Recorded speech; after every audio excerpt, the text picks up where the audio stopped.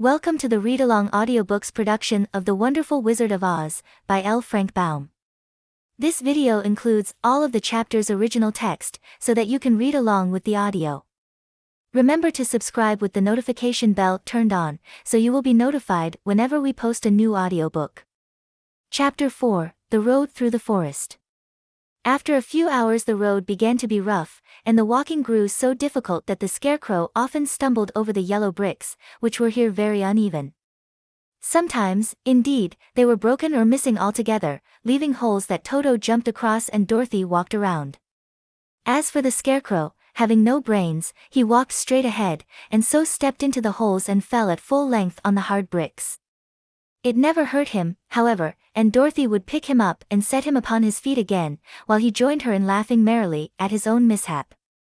The farms were not nearly so well cared for here as they were farther back. There were fewer houses and fewer fruit trees, and the farther they went the more dismal and lonesome the country became.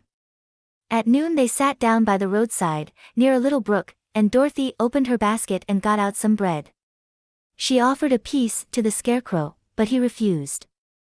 "I am never hungry," he said, "and it is a lucky thing I am not, for my mouth is only painted, and if I should cut a hole in it so I could eat, the straw I am stuffed with would come out, and that would spoil the shape of my head." Dorothy saw at once that this was true, so she only nodded and went on eating her bread. "Tell me something about yourself and the country you came from," said the Scarecrow, when she had finished her dinner. So she told him all about Kansas, and how gray everything was there, and how the cyclone had carried her to this queer land of Oz. The Scarecrow listened carefully, and said, "I cannot understand why you should wish to leave this beautiful country, and go back to the dry, gray place you call Kansas." "That is because you have no brains," answered the girl. "No matter how dreary and gray our homes are, we people of flesh and blood would rather live there than in any other country, be it ever so beautiful. There is no place like home." The Scarecrow sighed. "Of course, I cannot understand it," he said. "If your heads were stuffed with straw, like mine, you would probably all live in the beautiful places, and then Kansas would have no people at all. It is fortunate for Kansas that you have brains." "Won't you tell me a story, while we are resting?" asked the child. The Scarecrow looked at her reproachfully, and answered, "My life has been so short that I really know nothing whatever. I was only made day before yesterday. What happened in the world before that time is all unknown to me. Luckily, when the farmer made my head, one of the first things he did was to paint my ears, so that I heard what was going on. There was another munchkin with him, and the first thing I heard was the farmer saying, 'How do you like those ears?' 'They aren't straight,' answered the other. 'Never mind,' said the farmer. 'They are ears just the same,' which was true enough. 'Now I'll make the eyes,' said the farmer. So he painted my right eye, and as soon as it was finished I found myself looking at him and at everything around me with a great deal of curiosity, for this was my first glimpse of the world." "That's a rather pretty eye," remarked the munchkin who was watching the farmer. "Blue paint is just the color for eyes." "I think I'll make the other a little bigger," said the farmer. And when the second eye was done I could see much better than before. Then he made my nose and my mouth. But I did not speak, because at that time I didn't know what a mouth was for. I had the fun of watching them make my body and my arms and legs, and when they fastened on my head, at last, I felt very proud, for I thought I was just as good a man as anyone." "This fellow will scare the crows fast enough," said the farmer. "He looks just like a man." "Why, he is a man," said the other, and I quite agreed with him. The farmer carried me under his arm to the cornfield, and set me up on a tall stick, where you found me. He and his friends soon after walked away, and left me alone. I did not like to be deserted this way. So I tried to walk after them. But my feet would not touch the ground, and I was forced to stay on that pole. It was a lonely life to lead, for I had nothing to think of, having been made such a little while before. Many crows and other birds flew into the cornfield, but as soon as they saw me they flew away again, thinking I was a munchkin, and this pleased me and made me feel that I was quite an important person. By and by an old crow flew near me, and after looking at me carefully he perched upon my shoulder and said, "I wonder if that farmer thought to fool me in this clumsy manner. Any crow of sense could see that you are only stuffed with straw." Then he hopped down at my feet and ate all the corn he wanted. The other birds, seeing he was not harmed by me, came to eat the corn too, so in a short time there was a great flock of them about me. I felt sad at this, for it showed I was not such a good scarecrow after all, but the old crow comforted me, saying, "If you only had brains in your head you would be as good a man as any of them, and a better man than some of them. Brains are the only things worth having in this world, no matter whether one is a crow or a man." After the crows had gone, I thought this over, and decided I would try hard to get some brains. By good luck you came along and pulled me off the stake, and from what you say I am sure the Great Oz will give me brains as soon as we get to the Emerald City. I hope so, said Dorothy earnestly, since you seem anxious to have them. Oh, yes, I am anxious, returned the Scarecrow. It is such an uncomfortable feeling to know one is a fool. Well, said the girl, let us go. And she handed the basket to the Scarecrow. There were no fences at all by the roadside now, and the land was rough and untilled. Toward evening they came to a great forest, where the trees grew so big and close together that their branches met over the road of yellow brick. It was almost dark under the trees, for the branches shut out the daylight, but the travelers did not stop, and went on into the forest. If this road goes in, it must come out, said the Scarecrow, and as the Emerald City is at the other end of the road, we must go wherever it leads us. Anyone would know that, said Dorothy. Certainly, that is why I know it, returned the Scarecrow. If it required brains to figure it out, I never should have said it. After an hour or so the light faded away, and they found themselves stumbling along in the darkness. Dorothy could not see at all, but Toto could, for some dogs see very well in the dark, and the Scarecrow declared he could see as well as by day. So she took hold of his arm and managed to get along fairly well. If you see any house, or any place where we can pass the night, she said, you must tell me, for it is very uncomfortable walking in the dark. Soon after the Scarecrow stopped. I see a little cottage at the right of us, he said, built of logs and branches. Shall we go there?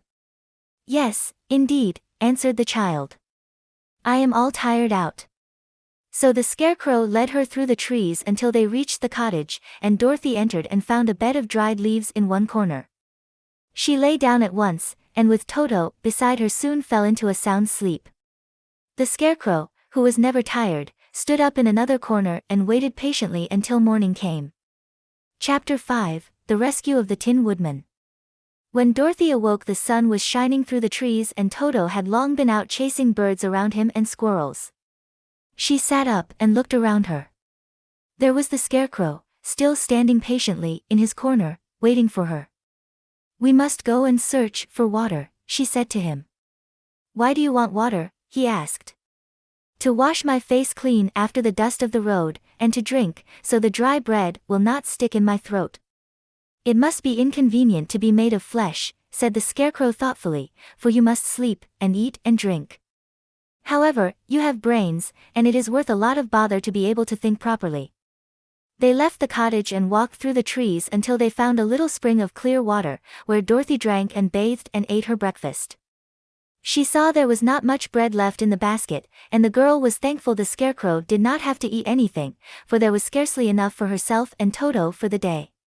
When she had finished her meal, and was about to go back to the road of yellow brick, she was startled to hear a deep groan nearby. What was that? She asked timidly. I cannot imagine, replied the Scarecrow, but we can go and see. Just then another groan reached their ears, and the sound seemed to come from behind them. They turned and walked through the forest a few steps, when Dorothy discovered something shining in a ray of sunshine that fell between the trees. She ran to the place and then stopped short, with a little cry of surprise. One of the big trees had been partly chopped through, and standing beside it, with an uplifted axe in his hands, was a man made entirely of tin. His head and arms and legs were jointed upon his body, but he stood perfectly motionless, as if he could not stir at all. Dorothy looked at him in amazement, and so did the Scarecrow, while Toto barked sharply and made a snap at the tin legs, which hurt his teeth. Did you groan? Asked Dorothy. Yes, answered the Tin Man, I did. I've been groaning for more than a year, and no one has ever heard me before or come to help me. What can I do for you? She inquired softly, for she was moved by the sad voice in which the man spoke. Get an oil can and oil my joints, he answered. They are rusted so badly that I cannot move them at all. If I am well oiled I shall soon be all right again. You will find an oil can on a shelf in my cottage. Dorothy at once ran back to the cottage and found the oil can, and then she returned and asked anxiously, "Where are your joints?" "Oil my neck, first," replied the Tin Woodman. So she oiled it, and as it was quite badly rusted the Scarecrow took hold of the tin head and moved it gently from side to side until it worked freely, and then the man could turn it himself. "Now oil the joints in my arms," he said. And Dorothy oiled them and the Scarecrow bent them carefully until they were quite free from rust and as good as new. The Tin Woodman gave a sigh of satisfaction and lowered his axe, which he leaned against the tree. "This is a great comfort," he said. "I have been holding that axe in the air ever since I rusted, and I'm glad to be able to put it down at last. Now, if you will oil the joints of my legs, I shall be all right once more." So they oiled his legs until he could move them freely, and he thanked them again and again for his release, for he seemed a very polite creature, and very grateful. "I might have stood there always if you had not come along," he said, "so you have certainly saved my life." "How did you happen to be here?" "We are on our way to the Emerald City to see the Great Oz," she answered, "and we stopped at your cottage to pass the night." "Why do you wish to see Oz?" he asked. "I want him to send me back to Kansas, and the Scarecrow wants him to put a few brains into his head," she replied. The Tin Woodman appeared to think deeply for a moment. Then, he said, "Do you suppose Oz could give me a heart?" "Why, I guess so," Dorothy answered. "It would be as easy as to give the Scarecrow brains." "True," the Tin Woodman returned. "So, if you will allow me to join your party, I will also go to the Emerald City and ask Oz to help me." "Come along," said the Scarecrow heartily, and Dorothy added that she would be pleased to have his company. So the Tin Woodman shouldered his axe and they all passed through the forest until they came to the road that was paved with yellow brick. The Tin Woodman had asked Dorothy to put the oil can in her basket. "For," he said, "if I should get caught in the rain, and rust again, I would need the oil can badly." It was a bit of good luck to have their new comrade join the party, for soon after they had begun their journey again they came to a place where the trees and branches grew so thick over the road that the travelers could not pass. But the Tin Woodman set to work with his axe and chopped so well that soon he cleared a passage for the entire party. Dorothy was thinking so earnestly as they walked along that she did not notice when the Scarecrow stumbled into a hole and rolled over to the side of the road. Indeed, he was obliged to call to her to help him up again. "Why didn't you walk around the hole?" asked the Tin Woodman. "I don't know enough," replied the Scarecrow cheerfully. "My head is stuffed with straw, you know, and that is why I am going to Oz to ask him for some brains." "Oh, I see," said the Tin Woodman. "But, after all, brains are not the best things in the world." "Have you any?" inquired the Scarecrow. "No, my head is quite empty," answered the Woodman. "But once I had brains, and a heart also, so, having tried them both, I should much rather have a heart." "And why is that?" asked the Scarecrow. "I will tell you my story, and then you will know." So, while they were walking through the forest, the Tin Woodman told the following story. "I was born the son of a woodman who chopped down trees in the forest and sold the wood for a living. When I grew up, I too became a woodchopper, and after my father died I took care of my old mother as long as she lived. Then I made up my mind that instead of living alone I would marry, so that I might not become lonely. There was one of the Munchkin girls who was so beautiful that I soon grew to love her with all my heart. She, on her part, promised to marry me as soon as I could earn enough money to build a better house for her, so I set to work harder than ever. But the girl lived with an old woman who did not want her to marry anyone, for she was so lazy she wished the girl to remain with her and do the cooking and the housework. So the old woman went to the Wicked Witch of the East, and promised her 2 sheep and a cow if she would prevent the marriage. Thereupon the Wicked Witch enchanted my axe, and when I was chopping away at my best one day, for I was anxious to get the new house and my wife as soon as possible, the axe slipped all at once and cut off my left leg. This at first seemed a great misfortune, for I knew a one-legged man could not do very well as a woodchopper. So I went to a tinsmith and had him make me a new leg out of tin. The leg worked very well, once I was used to it. But my action angered the wicked witch of the east, for she had promised the old woman I should not marry the pretty Munchkin girl. When I began chopping again, my axe slipped and cut off my right leg. Again I went to the tinsmith, and again he made me a leg out of tin. After this the enchanted axe cut off my arms, one after the other, but, nothing daunted, I had them replaced with tin ones. The wicked witch then made the axe slip and cut off my head, and at first I thought that was the end of me. But the tinsmith happened to come along, and he made me a new head out of tin. I thought I had beaten the wicked witch then, and I worked harder than ever, but I little knew how cruel my enemy could be. She thought of a new way to kill my love for the beautiful Munchkin maiden, and made my axe slip again, so that it cut right through my body, splitting me into two halves. Once more the tinsmith came to my help and made me a body of tin, fastening my tin arms and legs and head to it, by means of joints, so that I could move around as well as ever. But, alas! I had now no heart, so that I lost all my love for the Munchkin girl, and did not care whether I married her or not. I suppose she is still living with the old woman, waiting for me to come after her. My body shone so brightly in the sun that I felt very proud of it, and it did not matter now if my axe slipped, for it could not cut me. There was only one danger, that my joints would rust, but I kept an oil can in my cottage and took care to oil myself whenever I needed it. However, there came a day when I forgot to do this, and, being caught in a rainstorm, before I thought of the danger my joints had rusted, and I was left to stand in the woods until you came to help me. It was a terrible thing to undergo, but during the year I stood there I had time to think that the greatest loss I had known was the loss of my heart. While I was in love I was the happiest man on earth, but no one can love who has not a heart, and so I am resolved to ask Oz to give me one. If he does, I will go back to the Munchkin maiden and marry her. Both Dorothy and the Scarecrow had been greatly interested in the story of the Tin Woodman, and now they knew why he was so anxious to get a new heart. All the same, said the Scarecrow, I shall ask for brains instead of a heart, for a fool would not know what to do with a heart if he had one. I shall take the heart, returned the Tin Woodman, for brains do not make one happy, and happiness is the best thing in the world.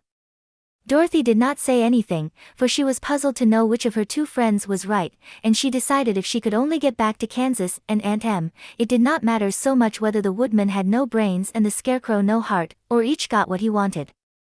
What worried her most was that the bread was nearly gone, and another meal for herself and Toto would empty the basket. To be sure, neither the Woodman nor the Scarecrow ever ate anything, but she was not made of tin nor straw, and could not live unless she was fed. Chapter 6, The Cowardly Lion. All this time Dorothy and her companions had been walking through the thick woods. The road was still paved with yellow brick, but these were much covered by dried branches and dead leaves from the trees, and the walking was not at all good. There were few birds in this part of the forest, for birds love the open country where there is plenty of sunshine. But now and then there came a deep growl from some wild animal hidden among the trees. These sounds made the little girl's heart beat fast, for she did not know what made them, but Toto knew, and he walked close to Dorothy's side, and did not even bark in return. How long will it be, the child asked of the Tin Woodman, before we are out of the forest? I cannot tell, was the answer, for I have never been to the Emerald City. But my father went there once, when I was a boy, and he said it was a long journey through a dangerous country, although nearer to the city where Oz dwells the country is beautiful. But I am not afraid so long as I have my oil can, and nothing can hurt the Scarecrow, while you bear upon your forehead the mark of the Good Witch's kiss, and that will protect you from harm. But Toto, said the girl anxiously. What will protect him? We must protect him ourselves if he is in danger, replied the Tin Woodman. Just as he spoke there came from the forest a terrible roar, and the next moment a great lion bounded into the road. With one blow of his paw he sent the Scarecrow spinning over and over to the edge of the road, and then he struck at the Tin Woodman with his sharp claws. But, to the lion's surprise, he could make no impression on the tin, although the Woodman fell over in the road and lay still. Little Toto, now that he had an enemy to face, ran barking toward the lion, and the great beast had opened his mouth to bite the dog, when Dorothy, fearing Toto would be killed, and heedless of danger, rushed forward and slapped the lion upon his nose as hard as she could, while she cried out, "Don't you dare to bite Toto! You ought to be ashamed of yourself, a big beast like you, to bite a poor little dog.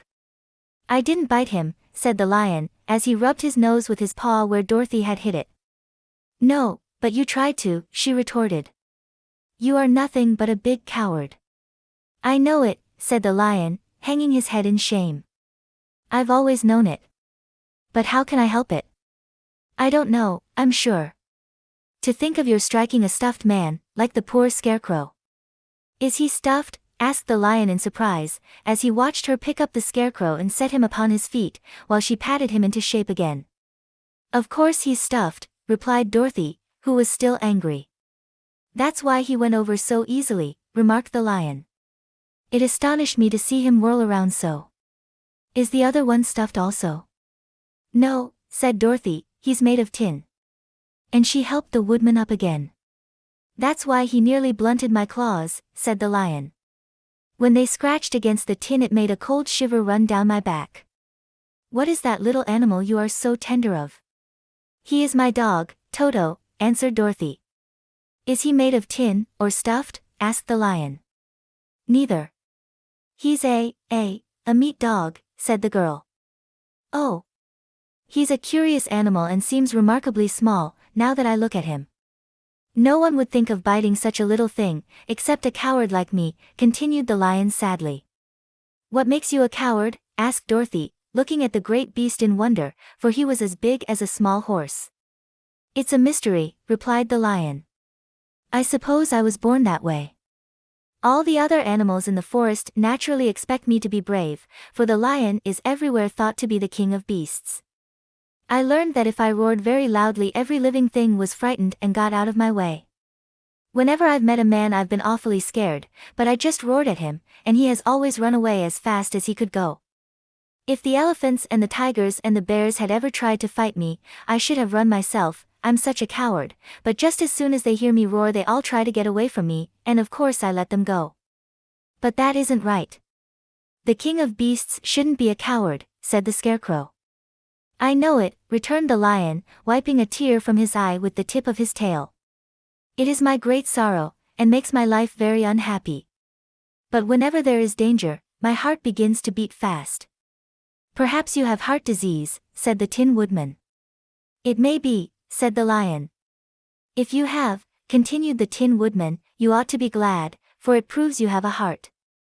For my part, I have no heart, so I cannot have heart disease. Perhaps, said the lion thoughtfully, if I had no heart I should not be a coward. Have you brains? Asked the scarecrow. I suppose so. I've never looked to see, replied the lion. I am going to the Great Oz to ask him to give me some, remarked the scarecrow, for my head is stuffed with straw.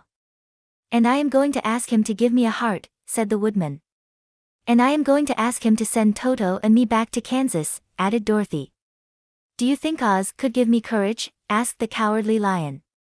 Just as easily as he could give me brains, said the scarecrow. Or give me a heart, said the Tin Woodman. Or send me back to Kansas, said Dorothy. Then, if you don't mind, I'll go with you, said the lion, for my life is simply unbearable without a bit of courage. You will be very welcome, answered Dorothy, for you will help to keep away the other wild beasts. It seems to me they must be more cowardly than you are if they allow you to scare them so easily. They really are, said the lion, but that doesn't make me any braver, and as long as I know myself to be a coward I shall be unhappy. So once more the little company set off upon the journey, the lion walking with stately strides at Dorothy's side. Toto did not approve of this new comrade at first, for he could not forget how nearly he had been crushed between the lion's great jaws. But after a time he became more at ease, and presently Toto and the cowardly lion had grown to be good friends. During the rest of that day there was no other adventure to mar the peace of their journey. Once, indeed, the Tin Woodman stepped upon a beetle that was crawling along the road, and killed the poor little thing.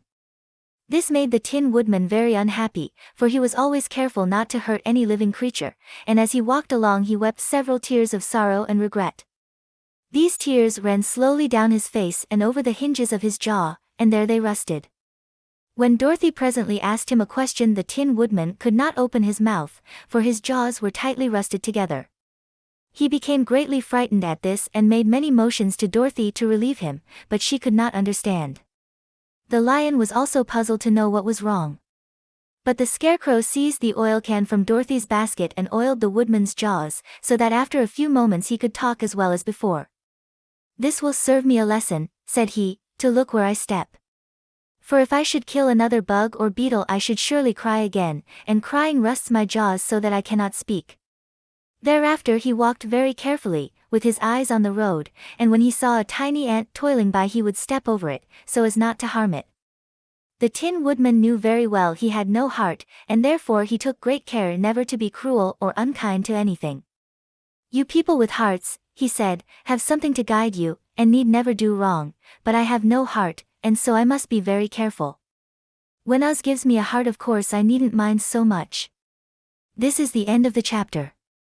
We have linked to the next chapter on this screen, or please feel free to visit our channel to explore the other titles we have available. Please remember to subscribe with the notification bell turned on, so you will be notified whenever we post a new audiobook. Thank you.